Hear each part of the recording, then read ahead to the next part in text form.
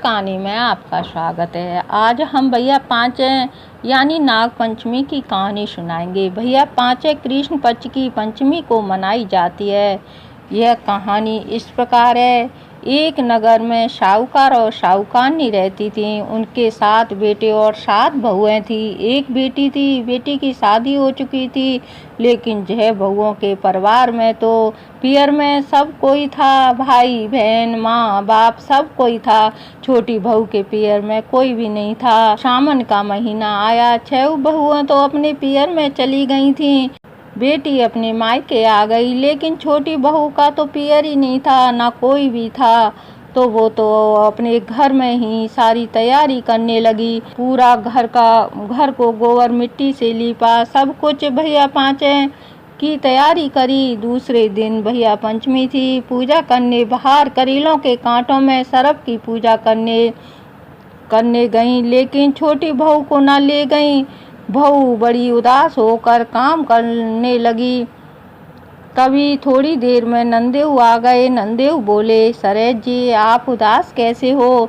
तभी छोटी बहू बोलती है, नहीं नंदेऊ जी मैं तो बिल्कुल सही हूँ। लेकिन नंदेऊ न माने, उसकी मन की बात निकलवा ली। तभी कहती है कि सास ननद तो करीलों की झाड़ियों में बामू पूजन गए हैं, लेकिन मुझे नहीं ले गई। मेरे से तो कह गई हैं कि तू घर का सारा काम निपटा लेना, हम अभी पूजा करके आते हैं।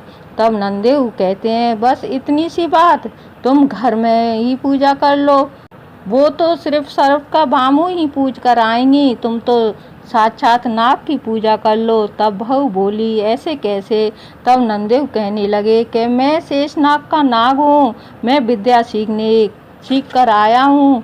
तुम्हें मैं पानी भरकर दूंगा, उसे मेरे ऊपर छिड़क देना, तभी मैं सांप बन जाऊंगा। और पूजा करने के बाद उसी पानी को फिर छिड़क देना, मैं पहले जैसा तुम्हारा नंदेव बन जाऊंगा, लेकिन डरना मत।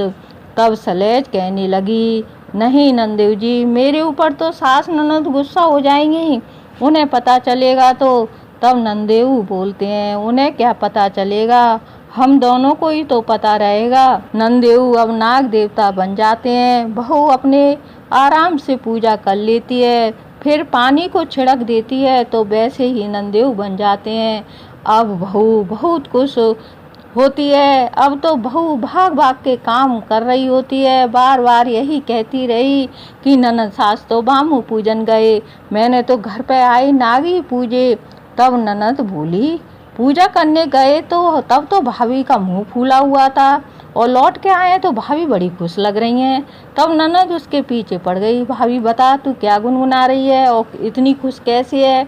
अब बार बार यही कह रही है कि सास ननद तो बामू पूजन गए, मैंने साक्षात नाग पूजे, इसका मतलब क्या है बता तो सही।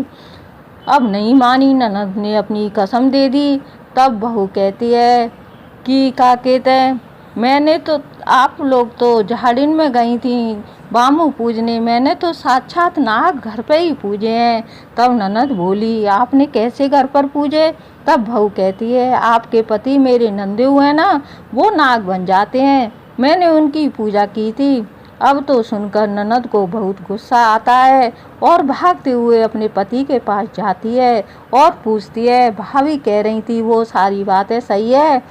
तो वो घबरा जाता है और कहता है, हाँ सही है कि मुझे तो तुमने आज तक नहीं बताई, और भाभी के लिए हाल तुम नाग बन गए, बहाने की तू डर जाएगी, देख मान जा, अगली साल आए तो तू पूछ लेना।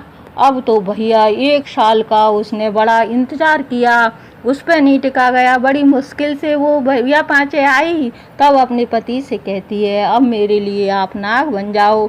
अब भैया बाने की तू डर जाएगी, देख मान जा। कि नहीं मैं नहीं डरूंगी। तो उसने पानी फड़ के दे दिया उसको। तब वो लोट पोट के नाग बना, तो भैया उसके डर गई एकदम, और पानी हाथ में से गिर गया, सारा फैल गया। अब तो नाग ही बन के रह गया। वो इधर लोट मारे, उधर पुरस्कार मारे, पर वो नहीं, वो तो नाग का नाग ही बन गया। बहुत देर हो गई तो वो एक बामू में जाके घुस गया। अब तो भैया रोती चिल्लाती और इधर उधर घूमे। तब किसी एक ब्राह्मण से पूछा, वो बोले वो तो शेष नाग के नाग थे, उनको तो 2 तलाई बनवाओ और झूले और सब कुछ सेंट इत्र सब कुछ लगवाओ, बाग बगीचे खुलवाओ। एक तलाई में दूध भरो और एक ताल में क्या कहते हैं पानी भरो। ताल दूध के ताल में आएगा तो तुम्हारा पति आएगा और पानी के ताल में आएगा तो और कोई दूसरे नाग आएंगे। भैया ऐसा ही किया। अब भाई सब भगे चले आए, देखे तो पानी के ताल में ही आए। एक ही आया भैया दूध के ताल में, फटाफट उस पर पानी छिड़क के दिया, ब्राह्मणों ने उसको छिड़क दिया। जैसे ही लोट पोट करके वो बन गए भैया। जैसे सलेज के लिए नाग देवता ने सब कुछ किया, भगवान जैसे सबको करना और नंद के लिए करा, ऐसा किसी के साथ मत करना। बोलो नाग देवता की जय, बोलो भैया पंचमी की जय, बोल सच्चे दरबार की जय। अगर आपको ये ब्रज भाषा में पूजा कहानी की कहानी पसंद आई हो तो लाइक करिए और सब्सक्राइब करिए। धन्यवाद।